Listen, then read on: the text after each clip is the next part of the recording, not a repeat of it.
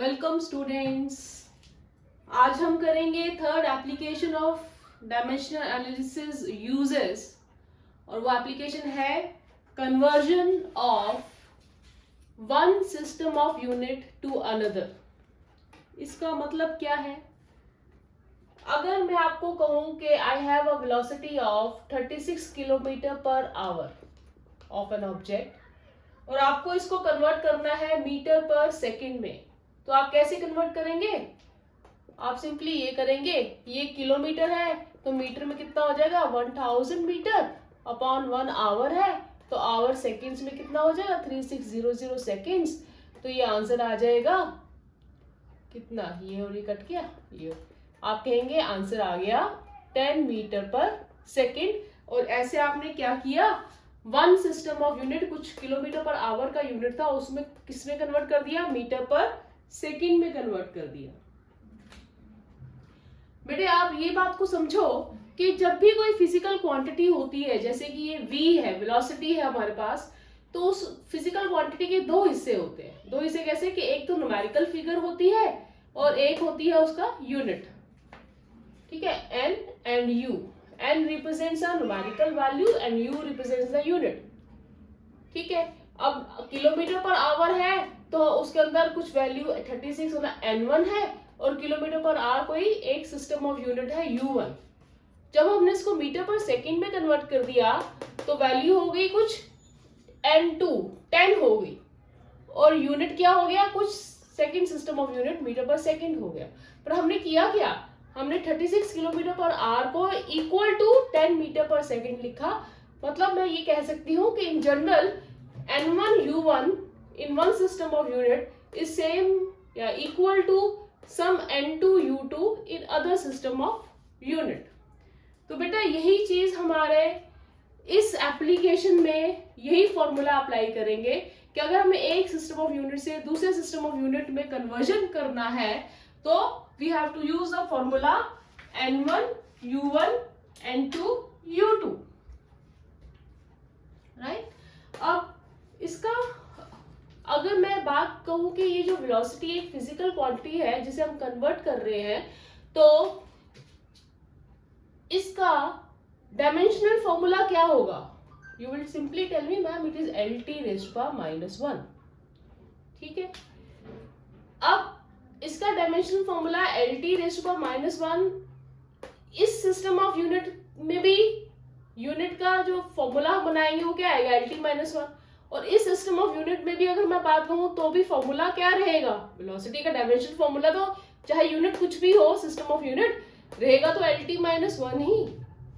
या मैं ये कह सकती हूँ कि अगर मेरे पास कोई भी फिजिकल क्वांटिटी है तो उसका जो डायमेंशनल फॉर्मूला है वो चाहे हम किसी भी सिस्टम ऑफ यूनिट में वर्कआउट करें, डायमेंशनल फॉर्मूला तो सेम ही रहेगा ना। अब जैसे वेलोसिटी का m⁻0 LT-1 होता है तो चाहे आप वो किलोमीटर पर आवर का सिस्टम ऑफ यूनिट ले लो या मीटर पर सेकंड का ले लो, दोनों में ही डायमेंशनल फॉर्मूला तो यही रहेगा ना वेलोसिटी का।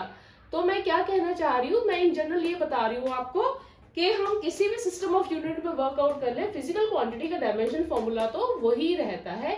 मतलब यहाँ पर B1 है और C-1 है तो यहाँ पे भी वो B और C ही रहेगा चाहे आप जिस मर्जी सिस्टम ऑफ यूनिट में काम कर लें। दिस मीन्स मेरे पास एक जनरल फॉर्मूला आ गया, वो क्या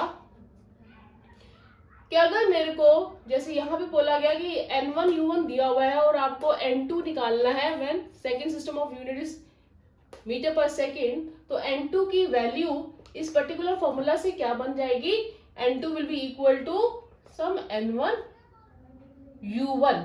u1 इज m1, जैसे कि यहाँ पे किलोमीटर है L का यूनिट और यहाँ मीटर है। ठीक है, T आवर्स में दिया हुआ है और यहाँ सेकंड्स में दिया हुआ है। तो मैं इसको क्या लिखूंगी, कुछ फर्स्ट सिस्टम ऑफ यूनिट में m1 है, L1 है raise to power b and T1 है raise to power c divided by u2। u2 क्या हो जाएगा, कुछ m2 raise to power a, L2 raise to power b and T2 raise to power c। बेटा ये कहने का मतलब है कि A, B और C की वैल्यूज तीनों ही वैल्यूज जो है वो किसी भी यूनिट ऑफ सिस्टम में हम काम कर ले वो सेम रहेगी। हाँ, जो यूनिट्स है मास, लेंथ और टाइम के, दे मे डिफर। तो हमने m1 L1 T1 और m2 L2 और T2 लिख दिया।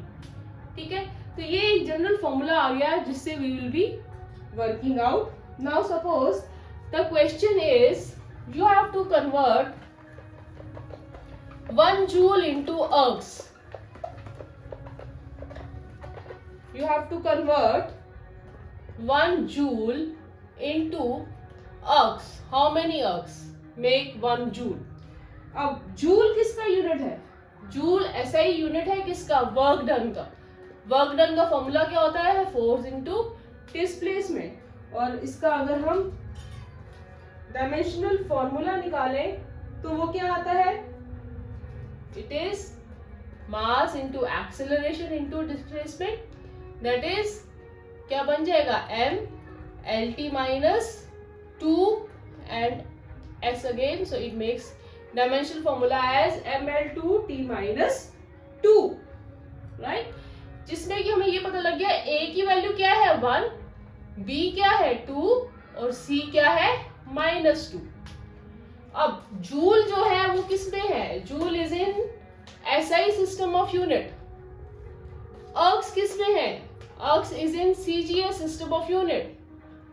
N1 क्या दिया है? N1 is given to be 1 joule, 1। N2 हमें निकालना है। M1 क्या है? मतलब SI सिस्टम में मास का यूनिट क्या होता है? That is kg, right? 1 kg होता है। M2 CGS में क्या होता है? M2 ग्राम। L1 क्या होता है? मीटर। CGS में लेंथ का unit centimetre. T1 second, T2 भी सेकेंड। ठीक है बेटा, अब हमारे पास एक वर्किंग फॉर्मूला है। That what it says? It says कि N2 कैसे निकालते हैं?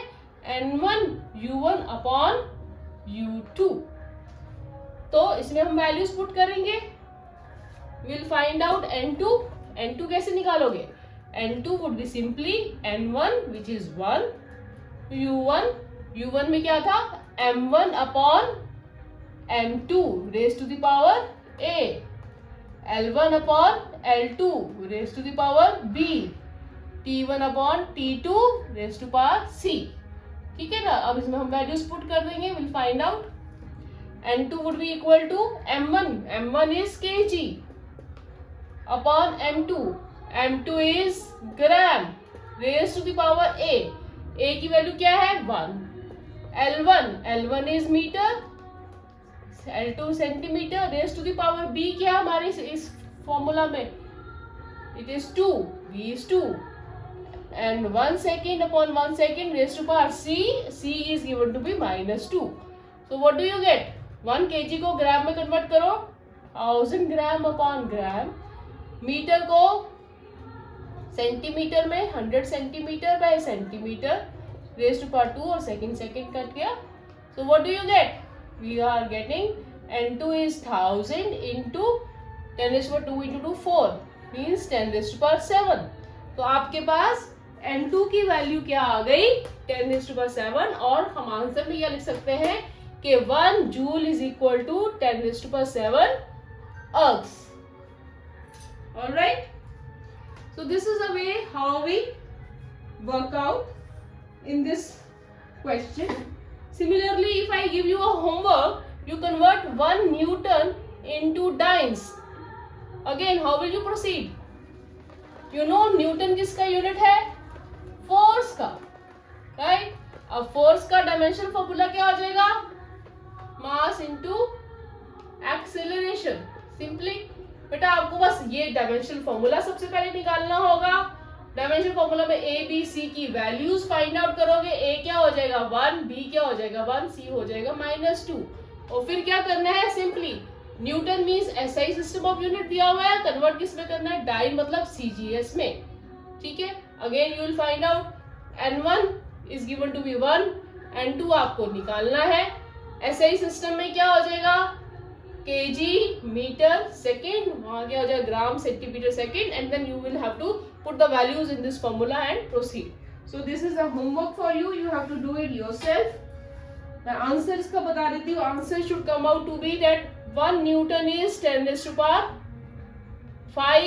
डाइन. ठीक है बेटा. अब हम प्रोसीड करते हैं एक ट्रिकी क्वेश्चन पर. That is, suppose what you are having in this question is, you have been given that a calorie is a unit of heat or energy. You know this? You know calorie is a unit of heat, energy or work done. Basically it is used for heat energy.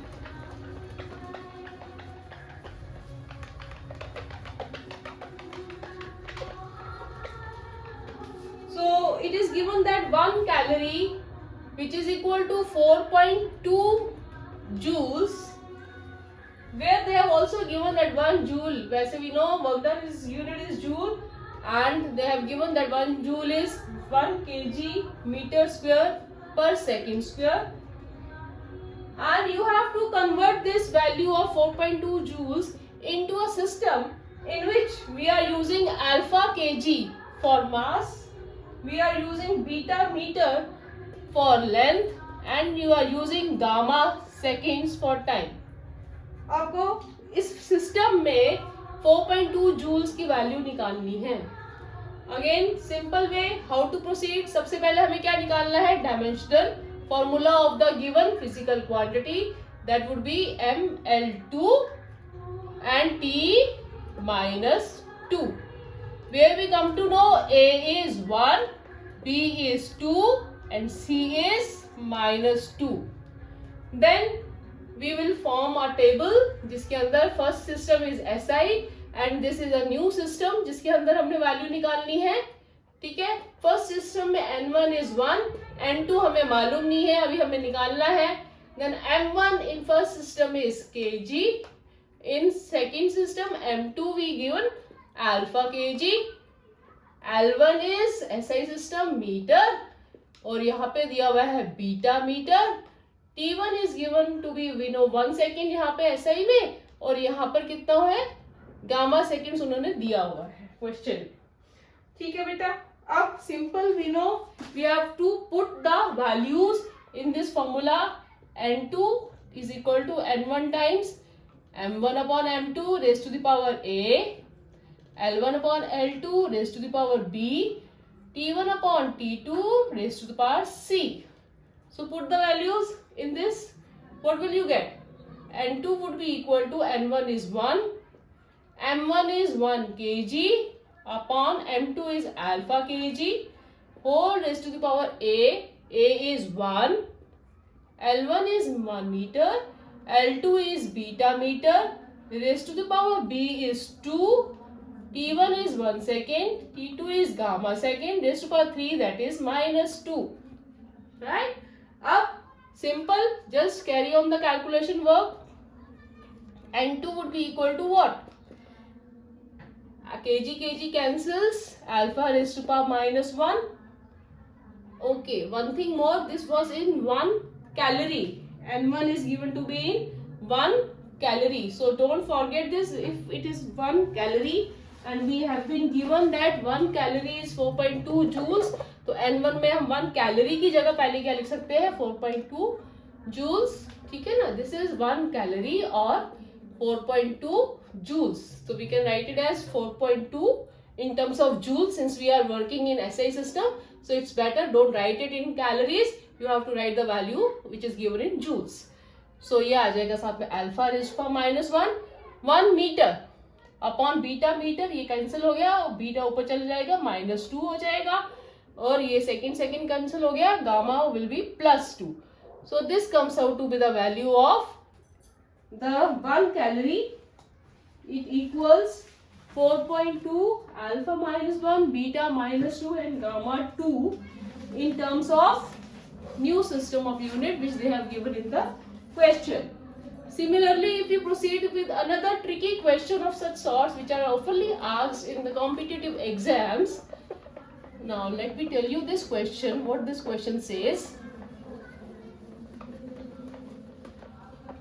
In this question, what we have given is that the unit of velocity, they have given the unit of velocity is some 20 centimeter per second, unit of acceleration is some 40 centimeter per second square, and unit of force is given to be some 30 dynes.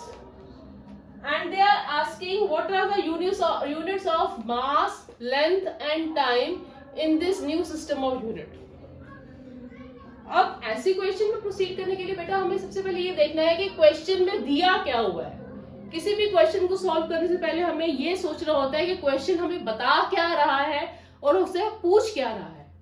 हमें question दिया हुआ है कि velocity is 20 centimetre per second. We know that velocity क्या होती है, lt minus 1, and this is given to be 20 centimeter per second. Then they have given acceleration, this is v. Acceleration they have given, that is lt minus 2 होती है. वो क्या दी हुई है, 40 centimeter per second square. And then they have given force.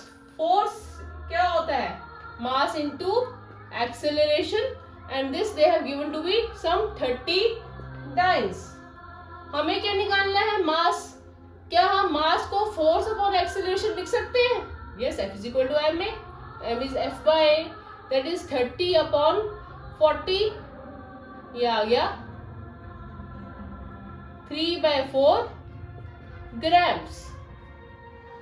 Similarly हमें पूछा गया है टाइम. टाइम निकालने के लिए हम क्या लिख सकते हैं, time will be velocity upon acceleration.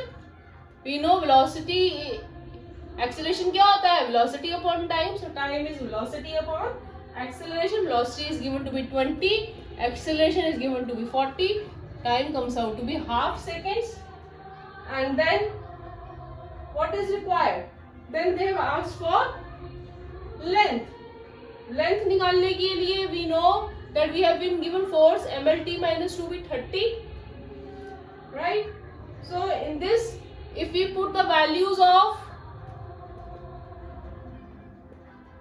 mass and mt minus 2, यहाँ पे अगर मास और टाइम की वैल्यूज पुट कर दी जाए तो we can get the value of L. m कितना दिया हुआ है, m we have found 3 by 4, और t स्क्वायर ऊपर चला जाएगा तो +2 हो जाएगा. +2 में we can write t simply here, that is we have found 1 by 2, उसका स्क्वायर कर लेंगे तो it will come out to be 1 by 4.